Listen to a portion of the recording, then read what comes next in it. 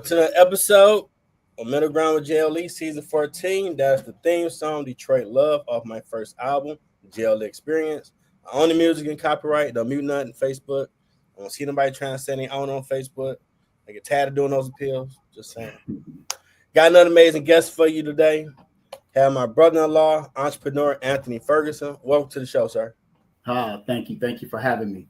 I appreciate you for doing it. Yes, sir. First question, what led you to this path? Well, it starts with, I guess, with us being brothers-in-law and being connected to a beautiful young lady who happens to be my sister. So that's definitely what led us to each other. And along the way that I would say kind of gathering.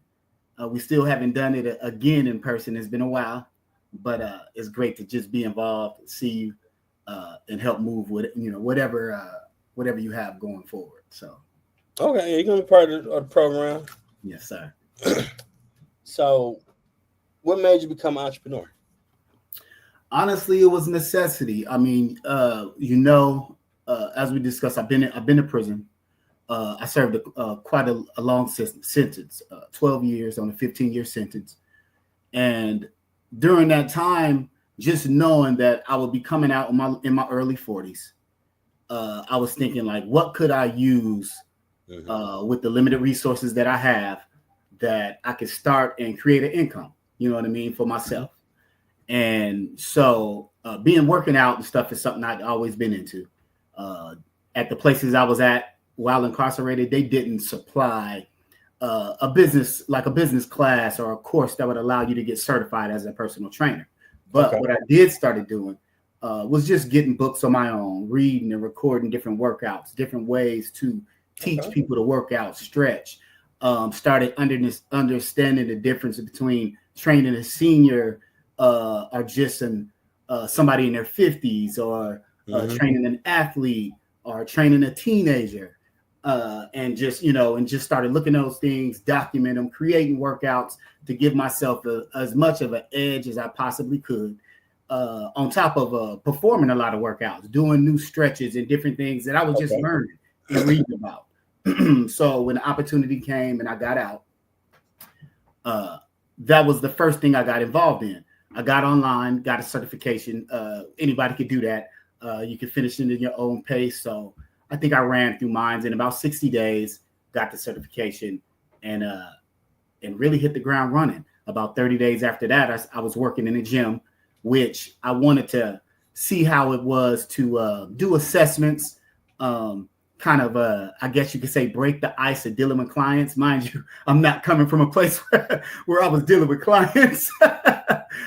None of that had evolved yet. Yeah, that's true. So yeah, I just figured, you know what, let me at least go work in the gym. Pay wasn't that great, but it wasn't really about the pay. It was about just learning how to work a room and be in a space like that, and how I would even address address the clients and give them information.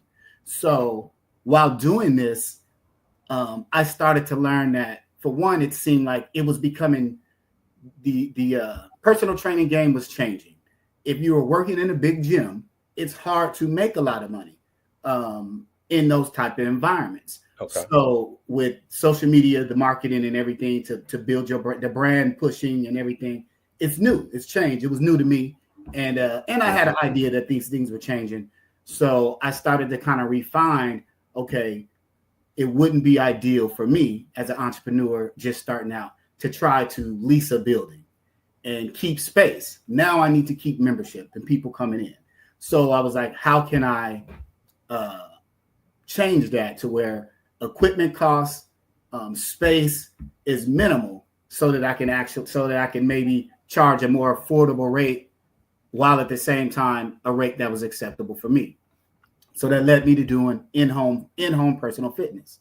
And I started looking at equipment and designing equipment, looking at equipment that was all portable, so that I could take it with me everywhere I go. And there's a pretty decent market for people who, for one, don't like going to the gyms because they're uncomfortable. not necessarily because of the setting and what people are doing, but because they don't know how to use the equipment. You know what I mean? And but then also you'll have, like, some of my clients are seniors, and there's a lot of discomfort even with the environment, also not knowing how to use the equipment. Then second, their needs are different. You know what I mean? As far as what we would be training and how we would go about it. So once I figured that out, I created the website, business cards. My first couple clients came through referrals from clients that I already had working at the gym that I was working at. And so when I went out on my own and started this, it kind of, it did well. So that's what made me choose that as a path. For one, it was the quickest and easiest thing I could do, knowing I just had a 12-year gap from being in the world with no real work experience prior to that. So, you know what I mean? With that being said, I did learn a few tricks on a resume.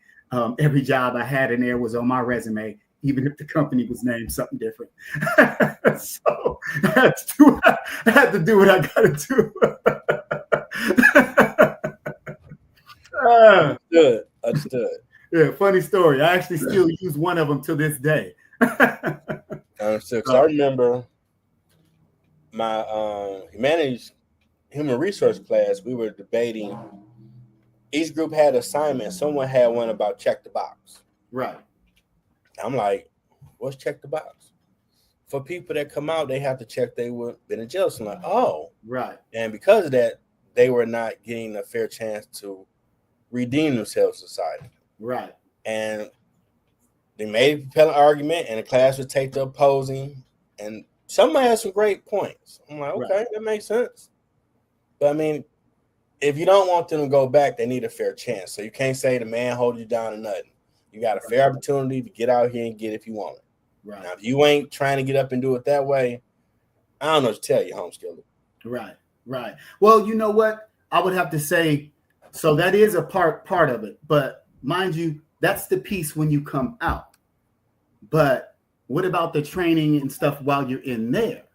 And that's the gap, you know. So they stopped that because I heard they used to do a lot of that, Man, and everything. Well, it's always been a farce. They've never done a lot of it. It depends on where you. It depends on where you were housed, what your security level were. Are you state? Are you federal? Are you county? You know what I'm saying? So, are you fighting your case? Like, you know what I mean? So it depends on where you are. And if they even provide something like that. But in most cases, you know, they don't provide those things. And it's a sad reason why. And the reason is they need recidivism because it employs people. if you start teaching brothers or not just brothers, people incarcerated, skills, different trades so that they can get gainful employment when they come home. Well, now you got to start talking about letting people out. Well, that's not the conversation they want to have. So the violence, the tension, it's used to control in there.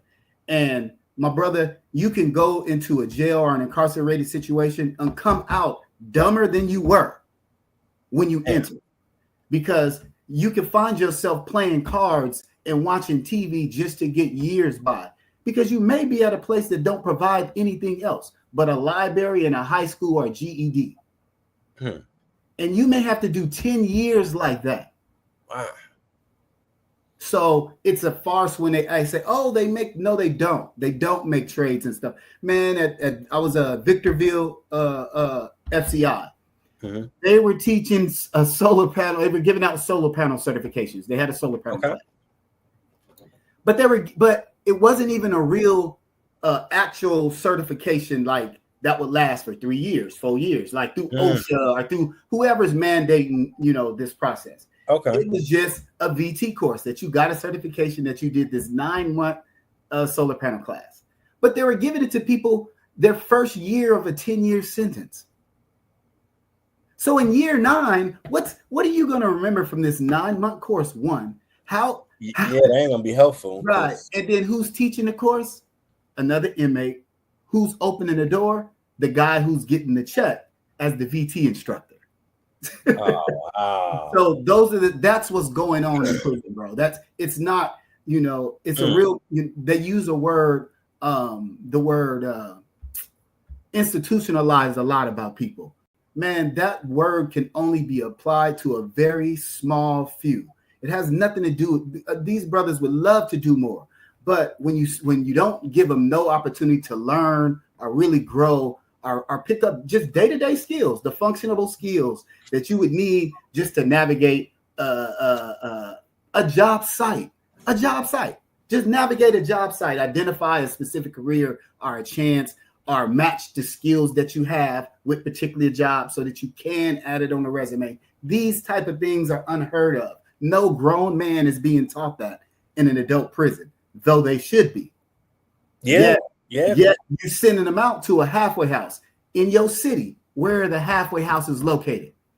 Bro, I can't tell you one in Detroit. I'm saying, well, let me ask you this. In the areas that most halfway houses and facilities, I've heard ain't the best.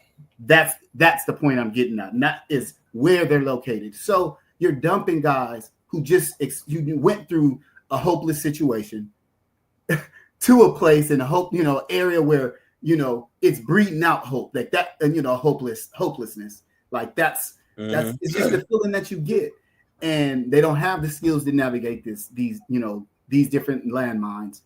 The opportunities aren't even always there, and it's ready-made life. If you got kids, you got to start producing right away. You should, you should have that as your mindset.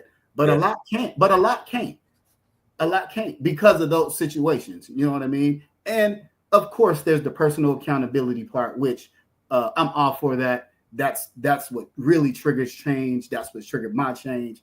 Is you have to have the personal accountability.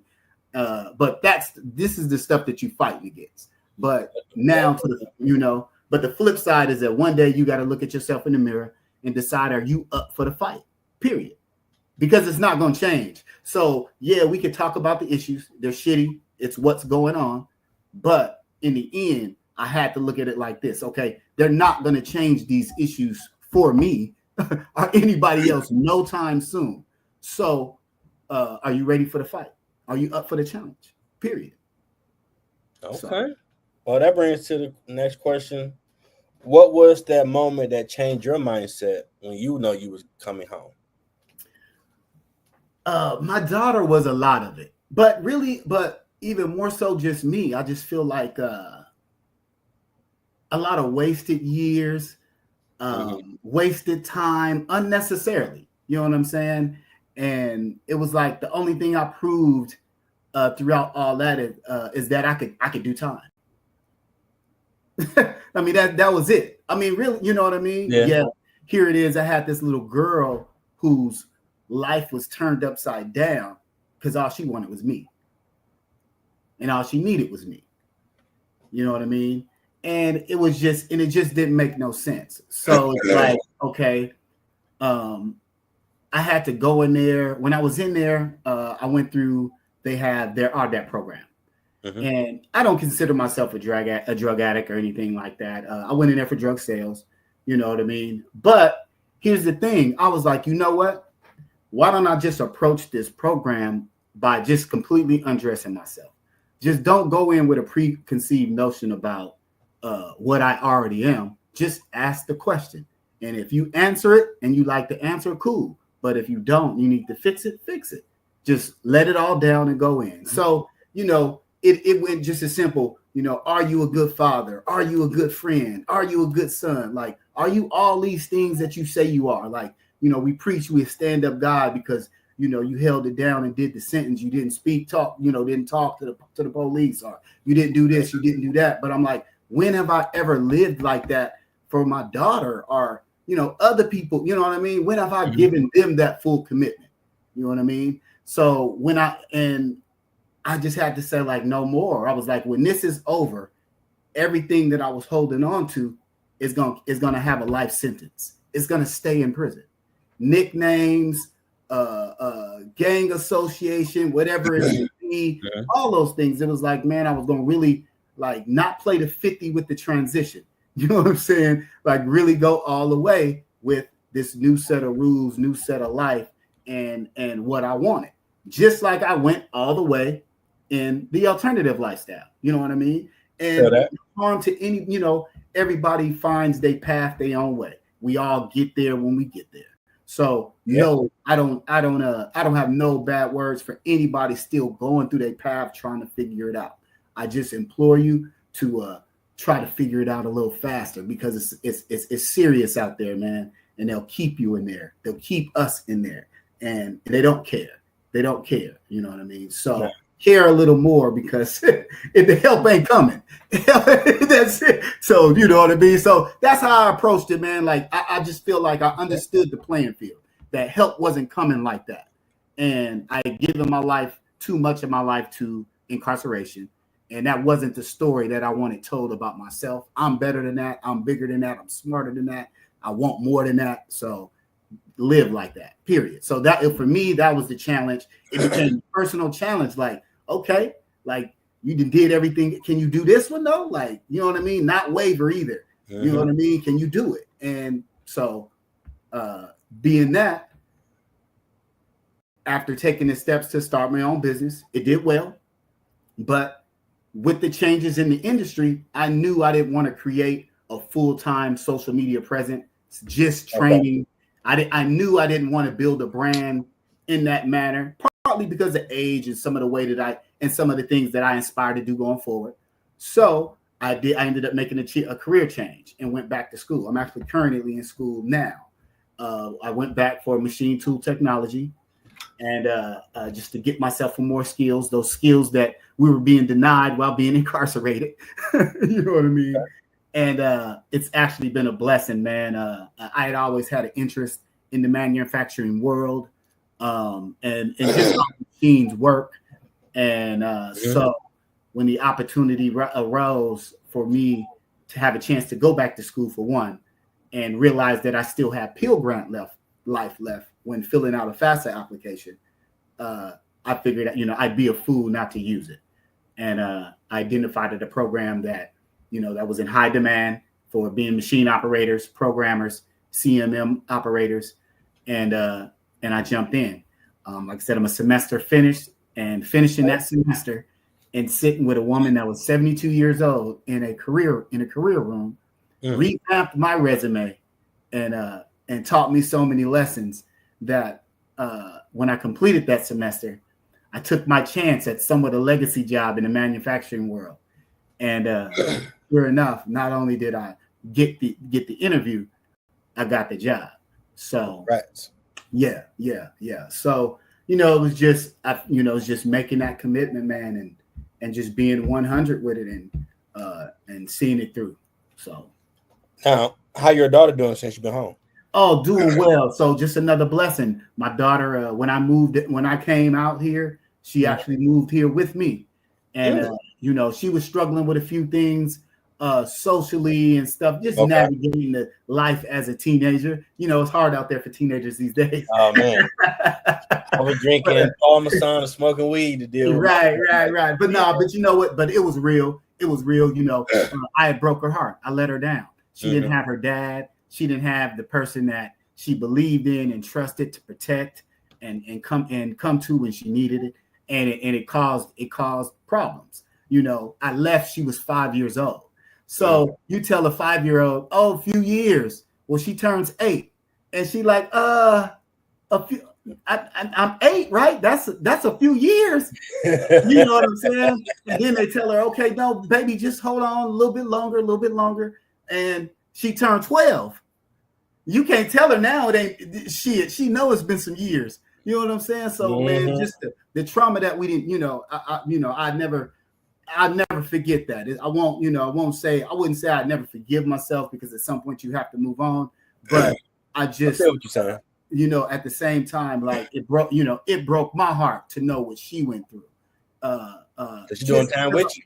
Just because I wasn't there, but at the same time, again, it led through other struggles that she was having. But with God's grace, man, she came and moved with me when I came home. We got her graduated through high school. She actually working and has her own little place, not too far from me. and man, just turning into just such a beautiful young woman. That's awesome, and it's wonderful. So I remember when I met you that I know like, okay, when she with the mom, she give a little burp. Yeah. But daddy, stop. Oh yeah. I'm like, okay. Yeah. I see that. Yeah. I mean, we come from that. That's the era we come from anyway. So yeah, we didn't play that. But that was my baby though. I mean, she's my only, for one, she's my only child too. Mm-hmm. So yeah, she's me all the way through, from attitude to yeah. What they say, he through your kids, God get you back for what he did to our parents. Oh yeah. I don't win no battles. So I feel that. Yeah. But she's doing wonderful, man. She really is. It changed a lot for her, and I'm just so blessed that she was, for one, that that it wasn't such a rift put between us, that she that she didn't want nothing to do with me. Instead, the whole time she just was waiting for me to come home. So and with that, I feel like I at least did something right. To keep that alive. So respect. And I remember they came up here once when we had was it 2015, the big July 4th party? Right. Her and your mom, and I was doing a lot of work. Right. On the grill, came clean the crib. Then we went and got the fireworks because you got to blow your money up for the kids. Yeah, you got to do that. I love the kids. And they were losing, man. Do it again. Like, we ain't got too many to the M80. I don't know where my brother-in-law got it from, but I done did 2 of them. Right. I was still a little chubby, so I got to stretch now because I want that blast ray to knock me over. Y'all get me on. Like, Jeff lit it and flew over there, and not me, not the kid. No. Right. But they had a great time. That's what's up. Great time. Yeah, she did too. So awesome. Now, are there job opportunities for people when they get out? There's quite a few jobs, but here's the thing. Everything costs. So depending on where you at, just starting out, if you don't have no skills, you just have to you have to live with that. You got to own it. Like in my situation, I had to own the fact that I didn't have no recent forklift skills. I didn't have, nothing. I'd been gone for 12 years. So I have to keep my perspective as well. You know what I mean? So I knew, just starting out, my job might be a little physical, you know what I mean? But not crazy. I just knew warehouse environment, fairly physical. But I got out. It was during COVID. So I had to spend the first week at the halfway house on quarantine.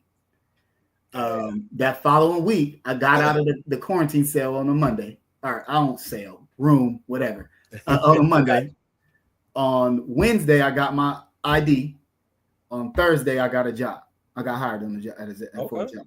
So working at a place called Renewal by Anderson. They're a windows company, windows and glass sliding doors. Okay. And I was on their swing shift, preparing loads, preparing the trucks for the installers. Oh yeah. So and it was the differential. So another tip for guys looking, look for swing shift differentials. Like, you know what I mean? It had a certain wage, but it gave you another $2. You go to swing shift, you know what I mean? Stuff like that. Little things to tweak to kind of get me in the door, make sure the income that I was coming in was, one, worth working for, two, paying what it needed to pay for me to, go forward. Mm-hmm. So yeah, there are opportunities. Keep your perspective is the main thing. Keep your perspective. Know your situation, man. Like if you've been gone for 5 years, you cannot walk out demanding, that you be in some specific, the manager. You can't get the manager. you can't be the manager, baby. You gotta chill out. You gotta, so keep your perspective for one. Mm-hmm. Man, do you know that the things that dudes do to get out of prison, meaning you rack in your little 8x10 on time. If they tell you take your clothes off, they want to strip search you, you'll do it right there at the drop of a dime. Mm-hmm. just so you don't get written up or have anything happen to postpone you coming out of there. Mm-hmm. Yet when you get out, you can't take your ass to a job to stay free. That don't make no damn sense. Yeah. It don't make sense, bro. It don't make sense. So I'm telling people, keep your perspective. Don't say what you wouldn't do when you're going through all the degrading things in the world just to get the freedom. So now you can't do more to keep the freedom? That's stupid. That's stupid. I watch all of us be in there biting our tongue. Do you know how many officers I wanted to? You know what I mean, man? We're being degraded, and you got to take your lick. You got to take your lick and keep pushing, because it's a 5-year sentence can turn into 10. You do the wrong thing. You know what I'm saying? So all the different things, that the way we have to eat, the way you just everything, man. When them bells go off and they say rack in, everybody, I don't care how hard somebody say they was and what unless it's some planned demonstration that everybody agreed on, or a few group. When them bells go off and them police get to coming, all of them rack in and get in their cell. Everybody do. So I don't care about nobody's story or what prison or where they say they was at. When the folks come, when the people come, you line. Unless something is going on where it already been decided, we getting down. That's the only way. But I'm saying that's far and few in between where you taking it there like that against them. And so I'm saying the fact that you knew to listen and do all that just so you would get out, why wouldn't you be willing to go even further to stay? So that was another thing I asked myself when it came to getting that job. Okay, what was I willing to do? Knowing what I came from, knowing I was even cleaning toilets in there for 30 cents. 30 cents, man. Janitor job, like you gonna be some type of cleaning something, you know, you can get whatever, even if you passing out commissary, that ain't no damn career. No. Yeah, people in there covered in jobs like that thinking you own. Man, that's not no career choice. Yeah, they pay more for cleaning out here than they I'm saying all these different things that we shrinking ourselves down. You know, whether you working in the chow hall, you scooping food, you mopping the floor or something. You know, that's what I mean by cleaning. You might be mopping the floor in the common area. You might be dusting the computers off or something. Whatever it is you're doing, all these are jobs that you would never consider doing. But in that moment, for that $50 a month that you're going to get on your books for doing this job every day that take 10 minutes, you do it. So what's the difference? How are you making it different now? I feel you. You know what I mean? If you're in a halfway house, even if you got to take a job that may pay a little less, but you know taking this job is going to get you out the door. And you making money. You know what I'm saying? And Wayne State paid for college when I cleaned the university. Right.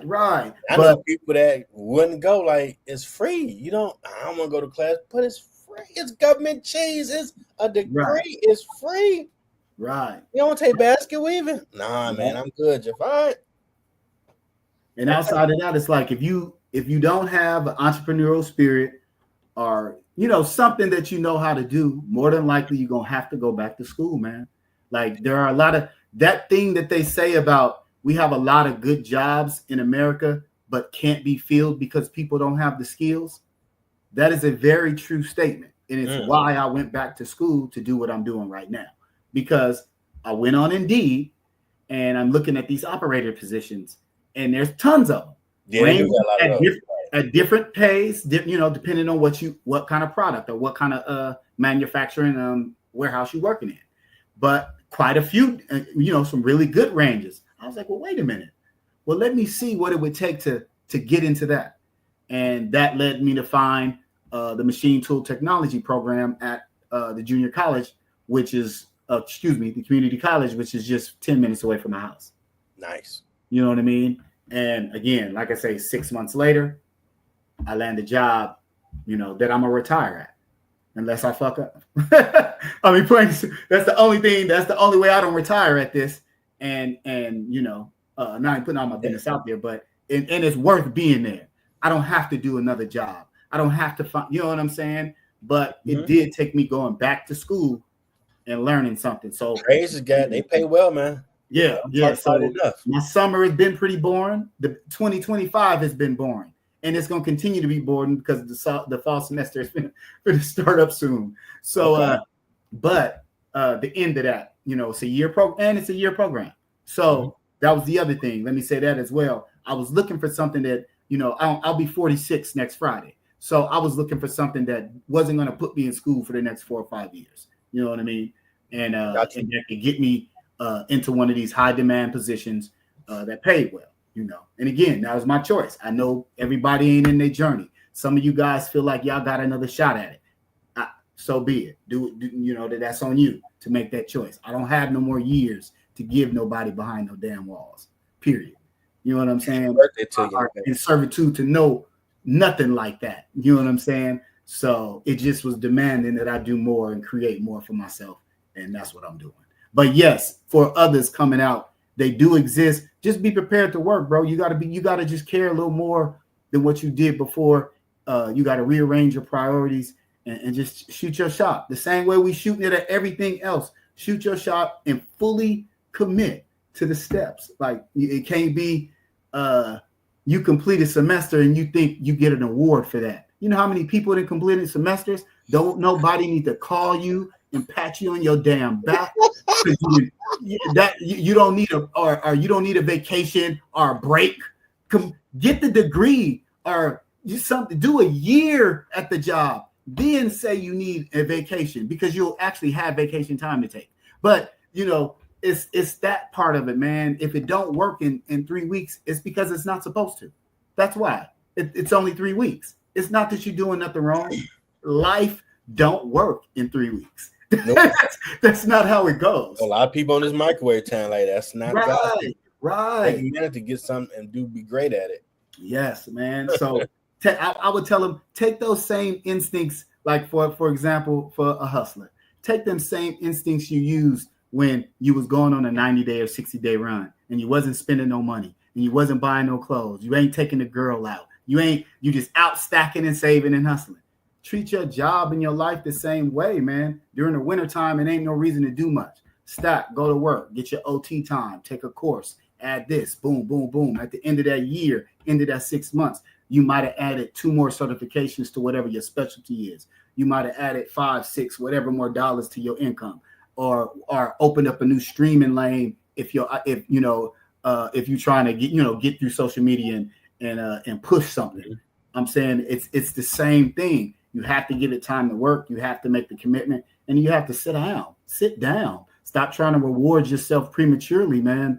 Everything ain't a night out. Everything ain't a bottle pop just because you do something for 90 days, 6 months, or even if they do give you an award for doing it, man, if you don't sit your ass down and put that water in a plaque or something, you know what I mean? Like, that's it, man. Just chill out a little bit and let it work. Because I mean, if I didn't take that approach, I would have gave up a long time. Me, even personally, I would have gave up and tried something different. Went right back to what I knew, or attempted to, and now I'm playing the 50. And I feel like, for one, consciously, when you make a decision to go a certain path, I'm a spiritual person. I believe in God. I can't say I'm just all in it, but I believe, when you're putting that energy out there and it's false energy and you're lying, and then you start playing the 50, it come back on you in some kind of way. What is playing the 50? You know what I mean? So hey, hold on. What's that term, playing the 50? Never heard of that. Oh, the 50-yard line. Instead of going to the 100, you one in, one out. You say you ain't on the game, or you say you ain't gang banging because you hit a prison. Let's say the odds ain't in your favor. So you start telling people, oh man, I ain't really about that. I'm really on this. Okay, that's fine. But don't go to this next place and now all of a sudden you got the feeling again. That's what I mean about playing the 50. I got you. Say it and be it. Don't, you know what I mean? Don't be when it's convenient or when things are hard, let me go back and dip the toe in and be this person. You know what I'm saying? Stay the same person. I'm feeling that. Josh will step down. We'll have to talk when it's over because God keep talking. Like, write that down, Jeff. Okay. Right. No problem. I try to be obedient now because I want my money back in my pocket so I can. Hey, I'm happy to lifestyle. Bless you with a new term, man. Yeah, that's the one I like. Yeah, I done wrote a lot of stuff down for you, though. We're gonna try that. Playing the 50, man. You can't play the 50. You got to What go do the you whole think can 100. be done more to help people coming out start over? Say again. What do you think can be done more to help people come home from prison? Skills, job skills. Honestly, job skills. Like Okay. you can't say go get a job, knowing people don't hire people without skills. People do look for felonies, do look for reasons to keep people out of the box. Like Okay. and the racial dynamic exists.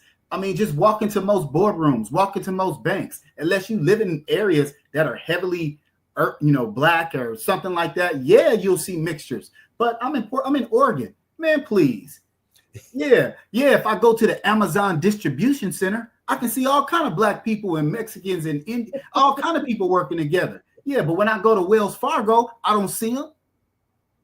You know what I'm saying? So yeah, like that exists. So unfortunately, we have those hurdles, and so when you see checking the box, it's gonna get held against me, possibly different than than somebody else. Maybe it won't, but it is a fact that it's possible all the time.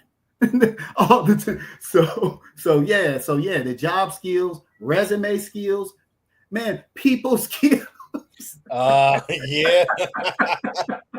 I'm just clouded. I have seen it before. I'm just clouded there. On my ground floor show. I mean, some of my sisters they want a street pookie dude. Like, you do know a street dude, a real street dude ain't Cliff Huxtable.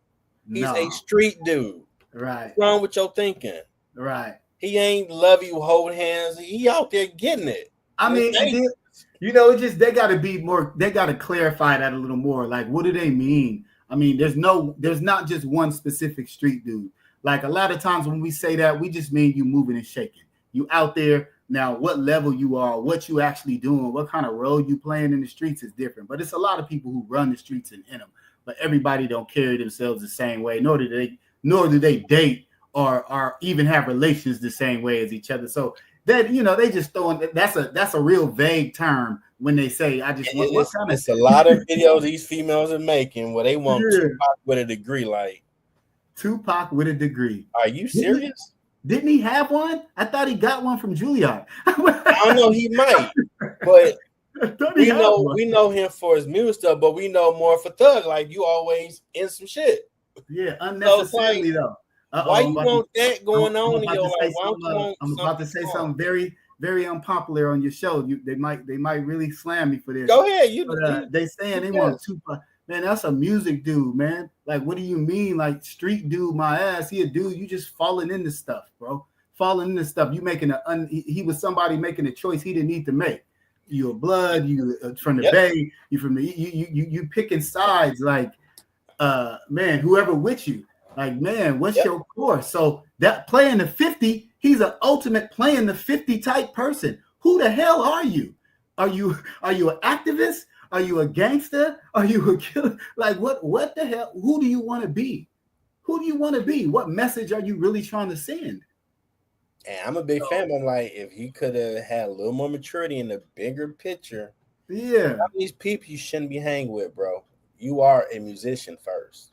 I love the music, and I'm just getting on the fact that people immortalizing like the path or it's the ultimate thugness or streetness. Nah, man, he was really more confused than anything. But the dudes that I know that I done been around, they're not picking that many sides. They're not going that many paths. They don't have that many groups of friends that they just switch and jump with. So I ain't feeling that street dude my ass. You know what I mean? You was confused in the path, and you should have just picked music in that path and stayed out of the streets because it wasn't for you. That's the truth about it. People really should be. You're right. You're right. I love the music, but let's keep him in his lane. Your music was cool. Yeah, you got into some trouble. So a lot of brothers get into trouble that don't rap all the time. You know what I'm saying? So that don't mean nothing. That don't make you nobody special because your stupid ass know how to get in trouble like the rest of us. Yeah, we all know how to do that. Yeah. So you ain't told no lie right there, brother. What's the biggest lesson you learned so far? Man, not to take things personal. Personalizing things, like when people talk, they ain't always talking about you. Or, if somebody's sharing a story, let them share their story. You don't have to try to pick them apart or try to, but see me, they not talking about you. They just sharing their story, or they sharing their moment. So not taking things personal is like the biggest thing, man, because when you don't personalize stuff, you don't really walk around with a lot of anxiety. You know what I'm saying? Like your experiences, for example, like when I don't get a job, I don't personalize it. I don't think about my past as what stopped me. I think about how am I going to get the next one, and can I shoot my shot again?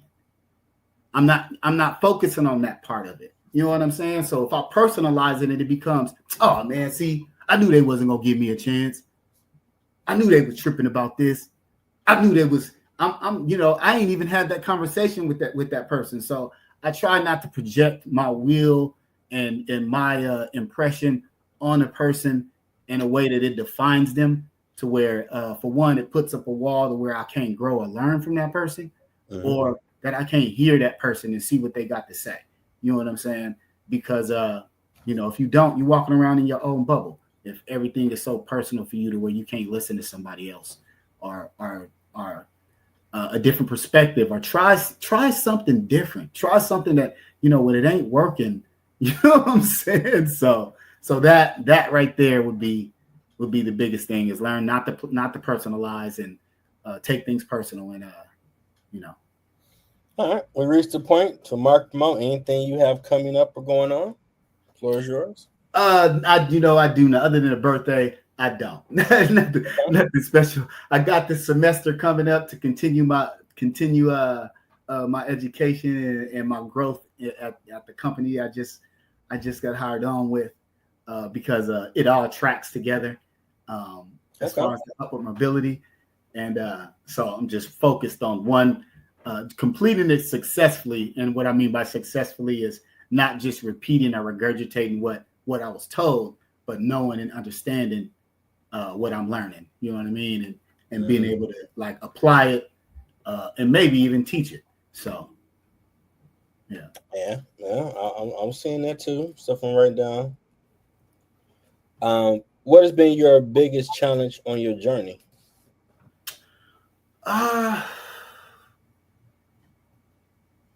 I'm just making sure I stay consistent, but I won't even really say it's a challenge, because the choice is made. So, but it gets hard. So that would be the challenge. The hard, I'd say, just stay in the course, stay in that course, stay in the schooling, may not be up, right now like I want to be, may not have this, but I'm far from without. You know what I'm saying? Like it's not even close to a bleak situation, or you know what I mean? So it's just reminding myself that that's how it is, that my setting and my foundation is fair, and it's only looking upwards.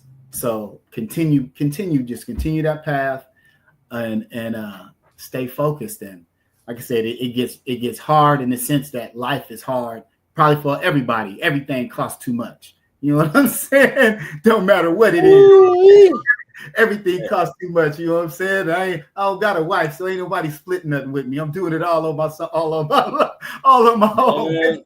I remember eggs was almost $10. Like, yeah, I know, right? I ain't got a roommate. I ain't got none of that. So yeah, it get hard a little bit, but nothing that but not like that either. It don't get so hard to where I ever feel like I need to choose to do something. Just go back to my past life. Again, I won't even, I'll say stupid in reference to my experience. I won't say stupid in a sense. Again, I know everybody going through what they're going through, and they seeing what's in front of them. And you only know what you know. You know what I'm saying? And so I just would never disrespect somebody's experience. And by saying, oh, this is stupid and this, and you should, nah. You have to get there. I had to get there. And it wasn't a guarantee that I would make it there. It wasn't a guarantee I would come home. I was sitting there for 12 years. It was not a guarantee that I would come home from there. Anything could have happened in that place.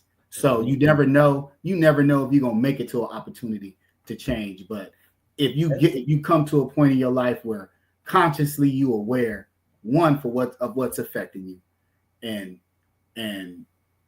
you have an urge to fix it or change it, do something about it. At that point, you have a responsibility for yourself to do something about it. And so that's just where I'm at. And that's the path that I'm on. Okay. And I was praying for you the whole time. Like, this brother is too talented to just be there. That's part of the story, but not the end. Right, no doubt. Now, in your words, what has been your impact in the community? I wouldn't, for me, it's not so much about it's not so much about the community directly, but it's about meeting my responsibilities for one, being a father. The ripple effects of being a father and being there, that's impactful on the community. You know what I'm saying? Little do we know. And it's the next generation. Like, she's my next. So my goal is to facilitate her being the best she can be and spreading whatever, and letting that ripple out into society, into community, maybe to her kids, into goals and after her. So really it's about just making sure I'm truly, I guess, being the person that I believe I am. And if I'm doing those things, I think it'll automatically create relationships, conversations like this, platforms like this, where, who knows, maybe somebody's listening, maybe they were helped by something we said, maybe they weren't. But, there's no reason not to be having this conversation. It's exactly the kind of stuff we should be talking about. And so it's just about that, just making sure the path and the steps that I'm taking are the steps I want to be taking, should be taken, that, and then just letting it ripple effect from there. Not being so caught up on it has to look like this. You know what I mean? Yeah, we do that a lot. Yeah, because, and then now you're trying to deal with the letdown when it doesn't look like this. So it kind of feeds into that, not personalizing even the journey, kind of letting something, of course, keeping my initiative and ambition to get things done, but just not losing that perspective. Mm-hmm. And I feel like being that type of role model to others, to where it can be recognized is an impact on society. You know what I'm saying? Mm-hmm. Coming from what I've come from, or from the prison background, just something else to share with you and the audience. That wasn't the first time I went to jail. I had also been in prison as a juvenile.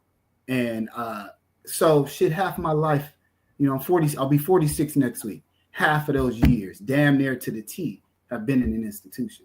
You know what I'm saying? So yet, when I run across people, they say they don't see it. And I feel like that's a blessing in itself, because that's not what I want you to see. That's not who I'm here to represent myself as.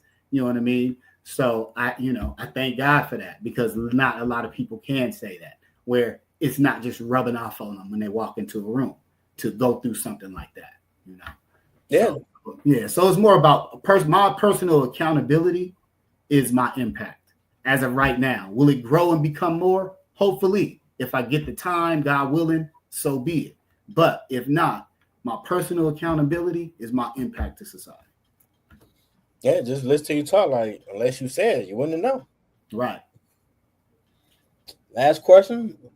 Yoda game, I call it, because I need that Nietzsche type stuff to help make you feel comfortable, reflect. Out Star Wars. What advice do you have for someone trying to find their purpose? God, for one, don't force it. And don't throw too many darts at the board like that. Like, you really need to, man.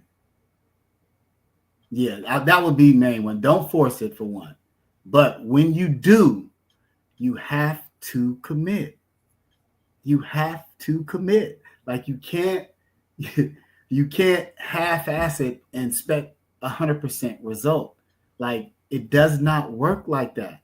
And you have to be prepared, like, to fight. You got to be prepared to fight. I don't mean physically, but you really got to be prepared to fight. Like, you might be tired from studying or working. And you might have extra responsibilities, whether it's a child, relationship, a parent, or, something. It's be prepared for the fight. Like, you have to be prepared and committed to what you need to do. And if you're not, it's a good chance you're not going to get the result that you want. So that's it. Like, be prepared to be proactive, to be prepared to be proactive in your pursuit. Like, you have to be proactive. If it ain't coming to you, you might, maybe your homeboy come up and he bless you and you do right by it. Maybe, I don't know. But in most cases, that's not how good it don't come like that. You're going to have to fight or work for it. Could it be easier than some for others? Yeah, if you identify the right thing, sure, 100%. But whatever it is you're willing to do, that you want to do, whenever you find it, because it's not always easy to find. I mean, here it is. I'm finding my path at basically at 45. I turned 46, but I found it at 45. I've done many things in between there. So, just if you got a able mind and an able body and a willing heart and you want more, eventually that'll lead to something. You know what I mean? And when it do, just be prepared. Be prepared for the fight, because it's not going to be easy at all. It's not going to be easy. They're going to pull the rug up from under your feet a couple times. So that's some niche stuff right there. I agree. And something, I'm being obedient. You will add speaker to your name at some point. Right. Okay. There's another stuff I'm tell you offline, but he did say that online. Everybody hear that. Okay. We'll let you put that energy out there. Was this your first time ever on the podcast? It is. I enjoy it. I enjoy it. I mean, I listen to them all day, so I might as well be a part of them. I really do, and I enjoy it. I enjoy the freedom of people to be creative, and the opportunity to do something unique and not have to wait if you have it like that.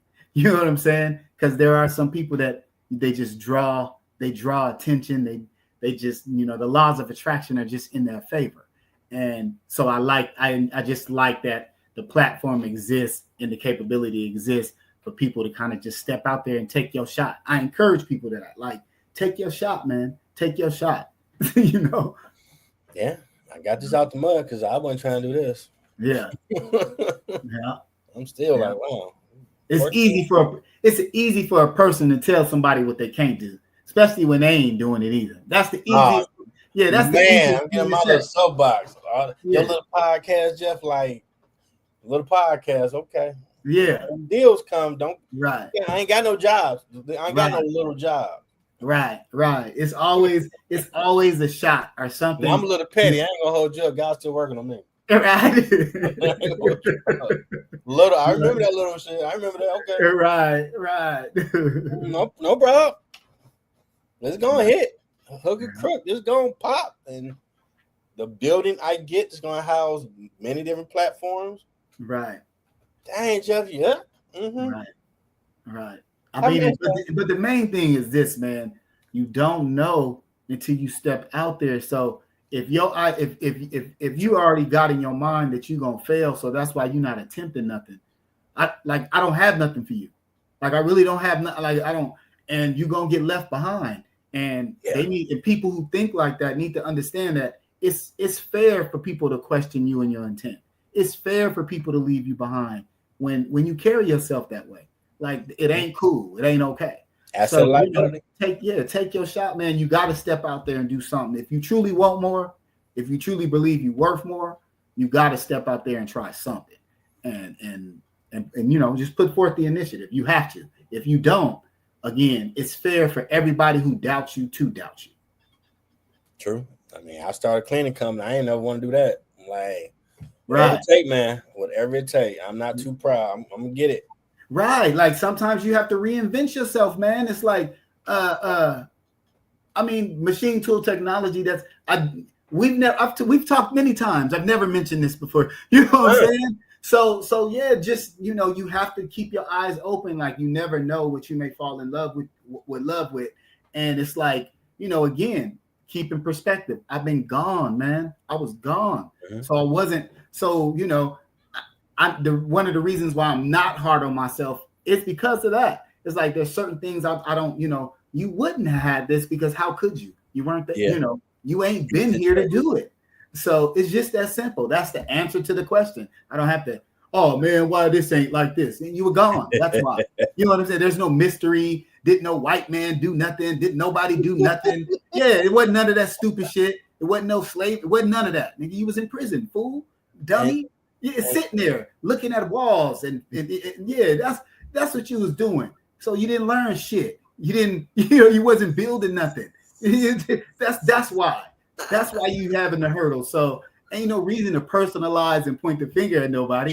Yeah, I spent the better part of the early years giving my best impression of a jackass. That's what happened. That's what happened. You know what I mean? I had to write that down. Yeah. So, man, the judge sentenced me when the juvenile, when it came for me to get out, and I went to the Port of Pardons. They gave me more time because he said he felt like out of all the people that have come in front of him, you know better. So I was given more time. Damn. The next time I was given a long sentence. The judge said I was intelligent. After she told me I was intelligent, she said she was giving me 180 months in the federal penitentiary because that would give me just enough time to still have a little life left, and hopefully I get it. It's your last chance. Yeah, and use that intelligence that you have for something more. So, it's funny. I'm like, damn, all these people that called you smart and intelligent, and at their biggest moments, it resulted in a prison sentence. Like, boy, that is not what I want to attach to my story of intelligence anymore. But I never forget it. Like that every time I hear the word intelligence, I think of this Tina Campbell, and that's the judge. That was the judge who sentenced me. I never forget her name. That woman said, "Yeah, man, you're really intelligent, and I'll give you 180 months." Like, damn, like that's where that took you. Yeah, but shout out because she gave you one more chance. Right. But all of it was based on, man. But again, all of it was based on, even somebody else thinking or saying like, hey, man, there's something. You don't have an excuse, basically. You don't have an excuse. Like, yeah, maybe your conditions, where you from, not having nothing, not growing up like a lot of us grow up without nothing. You know what I'm saying? But again, at some point when you can articulate certain things, when your comprehension and how you conduct yourself is known, and everybody know you ain't no damn fool, you got a response. You know what I mean? You got a responsibility. No better, you do better. Right. You got a responsibility to yourself to wake up. So all the misfortune that comes behind that is coming. What they say, God take care of babies and fools. Yeah. Once he know you're not a baby or a fool for real, not that you act like one with the shit that you doing, but once he know you're not a real fool, like a lot of that good grace and help, it stopped coming. He comes to a point where you're gonna have to learn a lesson and change. You're gonna have to swim. Yeah, you're gonna have to swim now because we ain't ain't no raft coming. So that's just for me, that was another way, a reason that just provoked like my biggest change is knowing that there was something else in me, that the path and the choices that I was making were beneath me.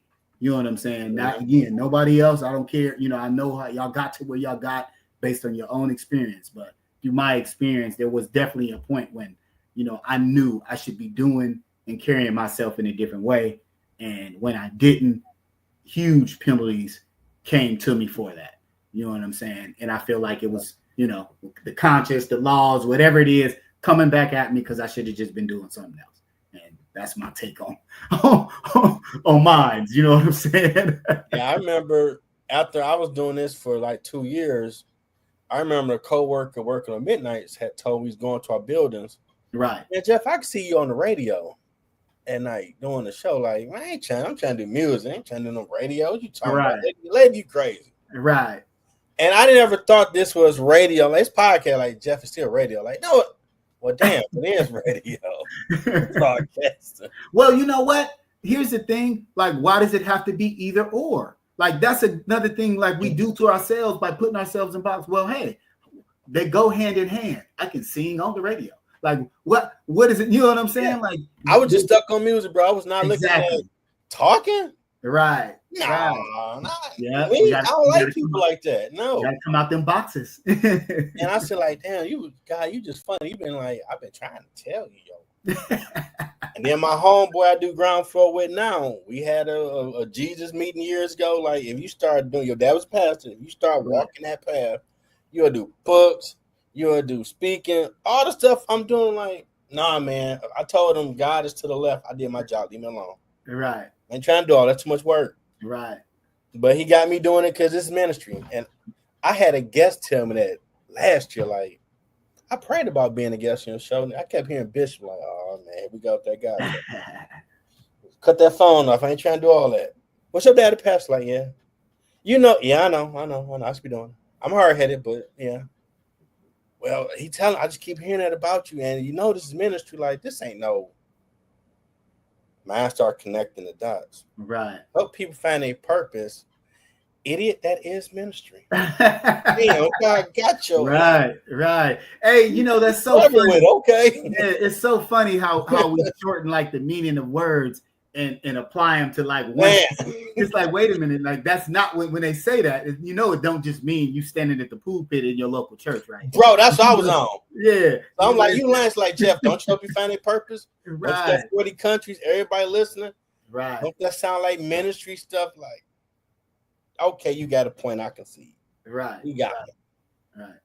But I've learned it's better to submit to His will, so you can get to where you good on your path instead of keep hitting your head. Because the Lord knows I done hit my head. Because I wasn't trying to be doing all that. Like, people come to your house late at night for prayer, kick rocks. Right. I ain't about that life. Right. Other forms of ministry. Yeah. Saturday night, instead of in the club, wild and drinking. Yeah. As people share their story, it helps them find a purpose. Right. Yep. It comes in what they say, it comes in different forms, man. Like you know, everybody need to be reached in their own way. Not all, you know, so not everybody's voice is carried to each and every individual. Sometimes it takes specific moments and specific people to do that. So that's true. You know. Now, have I made you feel like the tagline where treat you like family, feel comfortable with sharing your story today? Oh yeah, definitely, man. We back home with it. We talked about 2 hours yesterday. Them crazy sports takes. Like, I need ain't nothing changed. Ain't nothing changed. You sound like my cousin. These crazy takes, man. Yeah, ain't nothing changed at all, man. I was definitely felt welcome and comfortable here. Love what you're doing and was supported any day of the week. And I just again hope, you know, hopefully it impacted somebody in a positive way. Absolutely. You know, and you definitely gonna be back because yes, we're gonna talk after I play my ad for my products and the intro. But yeah, I wrote a lot of stuff down. Being obedient. Right. Normally, just be obedient, just shut up, just right. All right. We hope y'all enjoyed this interview. I'll see if I got one next week. Might be a replay, but I might replay this one again. This was good stuff. And the one from yesterday. So I'm going to play my ad and the intro. Hope y'all enjoy your weekend. And y'all have a good one. Here we go. Thanks for tuning in to Middle Ground with JLE. Hope you enjoyed the show. If you want to buy my products, go to Amazon.com for my books or my music. Like, subscribe to my YouTube channel, Middle Ground with JLE. And more to come. See you next time.